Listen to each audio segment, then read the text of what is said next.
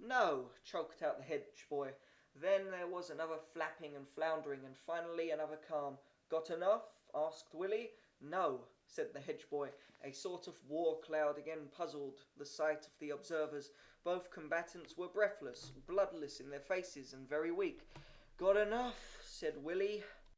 "No," said the hedge boy. The carnage was again renewed. All the spectators were silent but Johnny Hedge's little brother, who shrilly exhorted him to continue the struggle.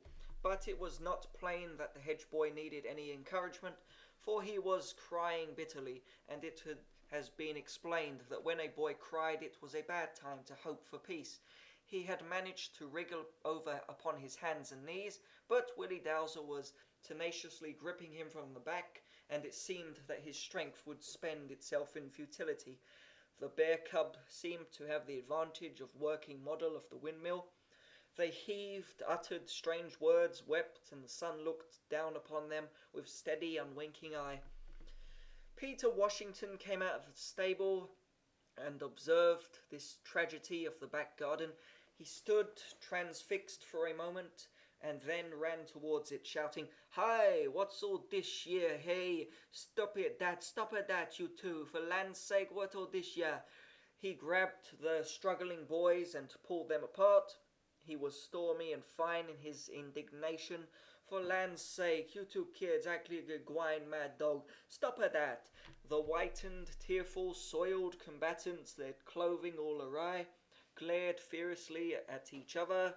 As Peter stood between them, lecturing, they made several futile attempts to circumvent him and again come to battle. As he fended them off with his open hands, he delivered his reproaches at Jimmy.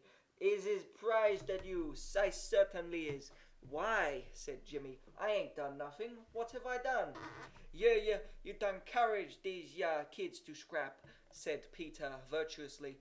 "Me?" cried Jimmy. "I ain't had nothing to do with it." "I reckon you ain't," retorted Peter with heavy sarcasm. "I reckon you been a-praying, ain't you?" Turning to Willie Dalzell, he said, "You jest take and run along out dish, or I'll jest naturally take and damn you, near kill you." Willie Dalzell went to the new boy. Peter said, "You look like you had some sense, but I reckon you don't know no more'n a rabbit. You jest take and trot her on off home and don't lemme catch you round fighting or break your back." The hedge boy moved away with dignity, followed by his little brother. The latter, when he had placed a sufficient distance between himself and Peter, played his fingers at his nose and called out, "Nigger! Nigger!" Peter Washington's resentment poured out upon Jimmy. "Pears like you never would understand. You ain't regular common trash. You taken sides with anybody that done have come along." "Aw, go on," retorted Jimmy profanely. "Go soak your head, Pete."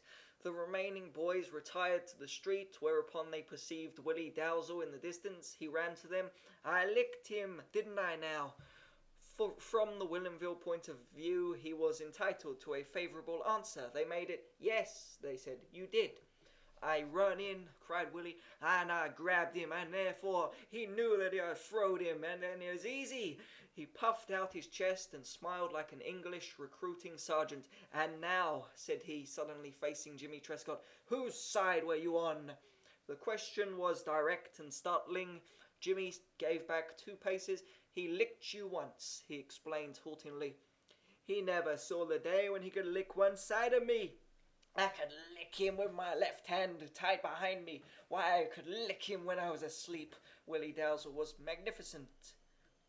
A gate clicked, and Johnny Hedge was seen to be strolling toward them. "You said," he remarked coldly, "you licked me, didn't you?" Willie Dalzell stood his ground. "Yes," he said stoutly. "Well, you're a liar," said the hedge boy.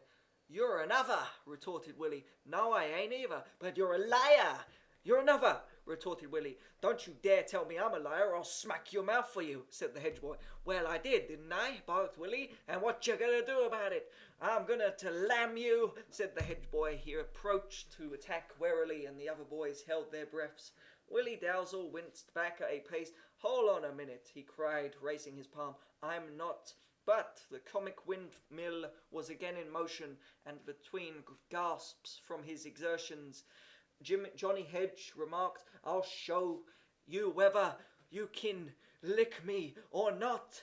The first blows did not reach home on Willie, for he backed away with expedition, keeping up his futile cry, "Hol on a minute." Soon enough a swinging fist landed on his cheek. It did not knock him down, but it hurt him with a little and frightened him a great deal. He suddenly opened his mouth to an amazing and startling extent, tilted back his head and howled, while his eyes, glittering with tears, were fixed upon this scowling butcher, a Johnny Hedge. The latter was making slow and vicious circles, evidently intending to renew the massacre. But the spectators really had been desolated and shocked by the terrible thing which had happened to Willie Dalzell. They now cried out, "No, no, don't hit him any more, don't hit him any more." Jimmy Trescott, in a panic of bravery, yelled, "We'll all jump on you if you do." The hedge boy paused at bay. He breathed angrily and flashed his glance from lad to lad. They still protested. "No, no, don't hit him any more, don't hit him any more." "I'll hammer him until he can't stand up," said Johnny, observing that they all feared him. "I'll fix him so he won't know himself, and if any of you kids bother with me—" Suddenly he ceased. He trembled, he collapsed. The hand of one approaching from behind had laid hold upon his ear, and it was the hand of one whom he knew. The other lads heard a loud, iron-filling voice say, "Caught ye at it again, ye brat, ye!" They saw a dreadful woman with grey hair, with a sharp red nose, with bare arms, with spectacles of such magnifying quality that her eyes shone through them like two fierce white moons. She was Johnny Hedge's mother. Still holding Johnny by the ear, she swung out swiftly and dexterously and succeeded in boxing the ears of two boys before the crowd regained its presence of mind and stampeded. Yes, the war was supremacy was over, and the question was never again disputed. The supreme power was Mrs. Hedge.